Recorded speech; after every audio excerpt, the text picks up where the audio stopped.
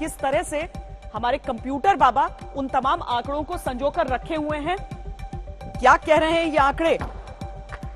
क्यों भारतीय जनता पार्टी चाहती है कि पिछली बार की तरह का कोई जादू उसका चले, और क्यों समाजवादी पार्टी और साथ में आरएलडी सोच रहे हैं कि हमारा गठबंधन वो करिश्माई गठबंधन साबित हो जाए। तो देखिए, पहला फेज जो है 58 सीटें ये पश्चिमी उत्तर प्रदेश का, केवल उत्तर पश्चिमी उत्तर प्रदेश का कुछ हिस्सा बच जाता है जिसमें दूसरे चरण में वोट डाले जाएंगे।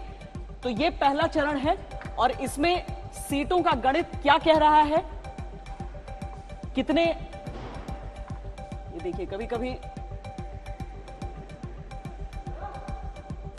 ये देखिए 2017 के जो नतीजे आए थे 58 सीटों पर भारतीय जनता पार्टी प्लस 53 सीटें हो गई थी। 58 में से 53 भारतीय जनता पार्टी के पास गए थे। समाजवादी पार्टी प्लस 3, बीएसपी को 2।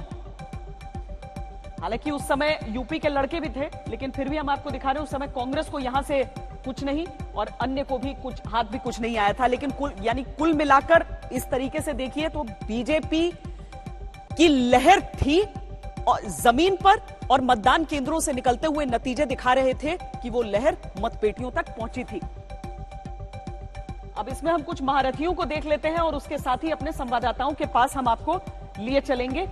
ये उत्तर प्रदेश पे हम जाते हैं और उत्तर प्रदेश के 58 सीटों की तरफ हम जाते हैं और इसमें देखिए महारथी जब आते हैं तो ये वो चेहरे हो जाते हैं जो मंत्री है या फिर इतने बड़े नाम है कि देखा जाना है कि यहां से वो जीत कर आगे निकल पाते हैं या नहीं निकल पाते हैं। हम नोएडा आपको लिए चलते हैं जहां पर हमारे संवाददाता हिमांशु मिश्रा हमारे साथ हैं।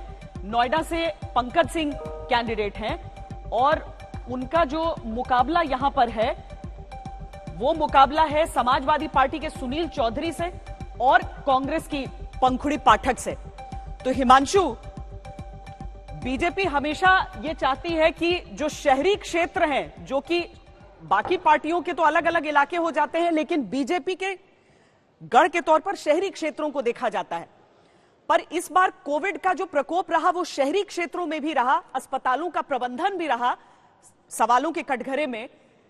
क्या नोएडा में पूरी तरीके से आश्वस्त हो सकती है बीजेपी, या यहां पर जिस तरह से बहुत aggressive door to door campaigning न केवल समाजवादी पार्टी की तरफ से हुआ है बल्कि कांग्रेस भी बहुत जोर शोर से कम नोएडा के इलाके में रही है? हिमांशु।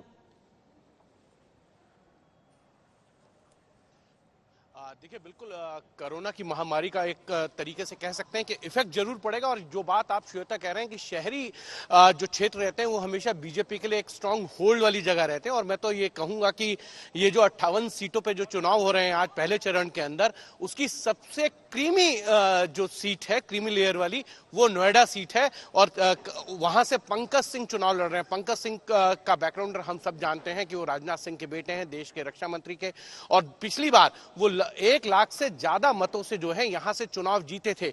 अब देखना यह है कि इस बार समाजवादी पार्टी या कांग्रेस कितना अच्छा यहां कर पाएगी, क्योंकि ये सब कोशिश में लगे हुए हैं कि किसी तरीके से जो है यहां पर चुनाव जीता जाए।